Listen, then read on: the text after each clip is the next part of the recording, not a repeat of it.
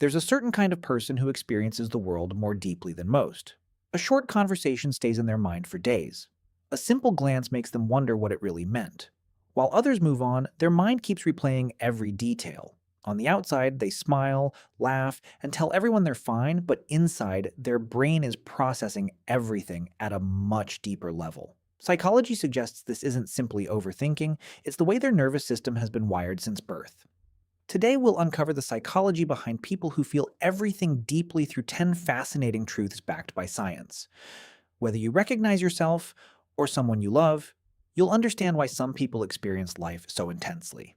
Imagine meeting a friend who recently went through a breakup. They're laughing, making jokes, and insisting they're happier than ever. Everyone believes them except the person who feels deeply. They notice the smile that never reaches the eyes, the pause before speaking, the nervous tapping of fingers. Research by psychologist Albert Mehrabian showed that words carry only a small part of emotional communication, while tone of voice and body language reveal much more. Sensitive people naturally pick up these hidden signals. Their brain instantly recognizes when someone's emotions don't match their words. This makes them incredibly understanding friends, but it also means they often carry the emotional weight that no one notices in them. Their sensitivity doesn't stop with reading people. They absorb emotions as if they were their own. Psychology calls this emotional contagion, driven by the brain's mirror neuron system.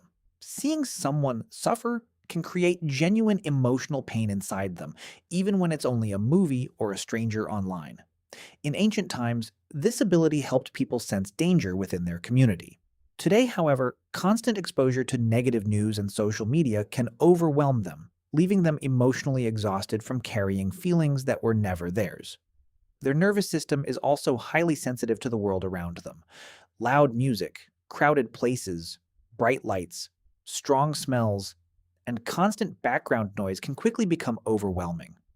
The brain normally filters unnecessary information, but for highly sensitive people, that filter is much weaker. Everything competes for attention at once. This is also why violent movies or disturbing news affect them so strongly. Even when they know it's fictional, their body reacts as if the threat were real, releasing stress hormones and creating genuine physical discomfort. After absorbing people's emotions and constant sensory input all day, they eventually reach a point where they simply need to disconnect. While some people recharge by socializing, sensitive people recover through silence and solitude.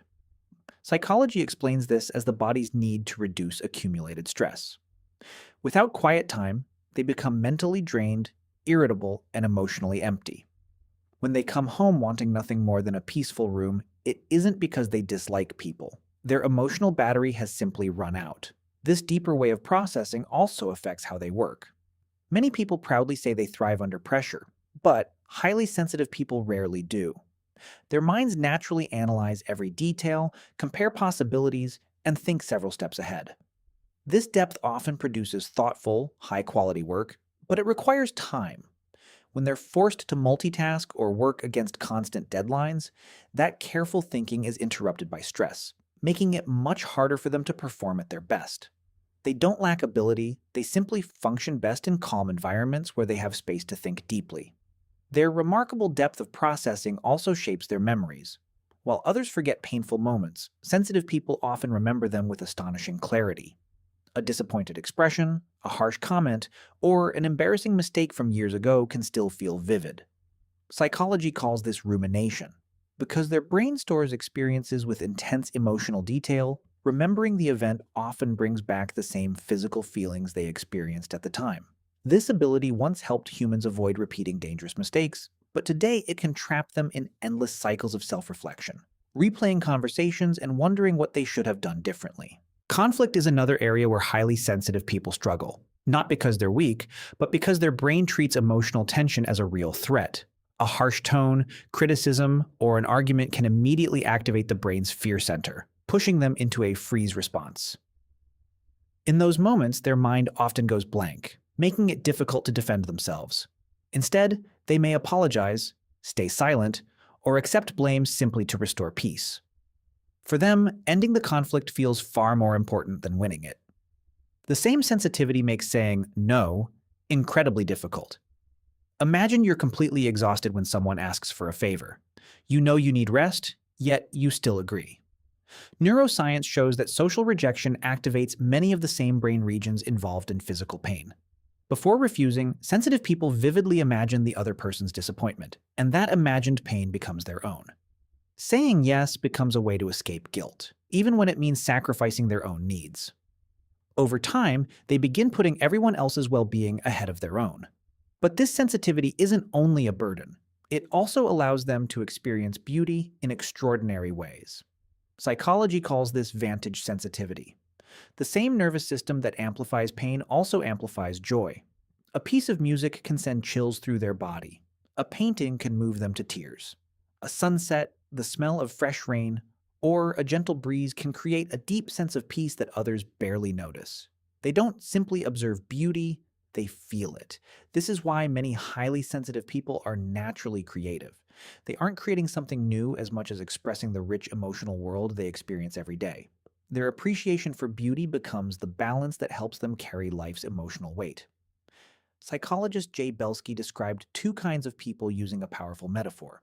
Most people are like dandelions, resilient enough to grow almost anywhere. Highly sensitive people are more like orchids. Orchids require the right environment to thrive. In harsh conditions filled with stress, conflict, and constant pressure, they struggle more than most. But when surrounded by understanding, meaningful work, supportive relationships, and personal space, they often flourish beyond average, showing remarkable creativity, leadership, empathy, and strategic thinking. Their sensitivity isn't a flaw. It's an evolutionary advantage. Throughout human history, every community needed people who could notice subtle dangers, sense emotional shifts, and detect changes others overlooked. Those observers helped protect everyone else. If you've recognized yourself throughout this journey, understand that nothing is wrong with you. You simply experience the world with a more sensitive nervous system. The greatest mistake is trying to force yourself to become someone you're not. An orchid will never thrive by pretending to be a dandelion. Instead of suppressing your sensitivity, learn to manage it. Protect your energy by setting healthy boundaries. Give yourself permission to spend time alone without guilt, because solitude is how your mind recovers. And surround yourself with beauty, whether through nature, music, art, or meaningful experiences, to balance the emotional weight you naturally absorb. Living deeply can feel overwhelming when you don't understand it. But once you learn to work with your sensitivity instead of fighting it, it becomes one of your greatest strengths. Around 15 to 20% of the world's population shares this trait. They quietly observe, feel, and understand the world in ways that many others never will. If this video resonated with you, let us know in the comments which part reflected your own experience the most. And if you enjoyed exploring the hidden psychology behind human behavior, don't forget to subscribe. Thank you for watching, and I'll see you in the next journey into the human mind.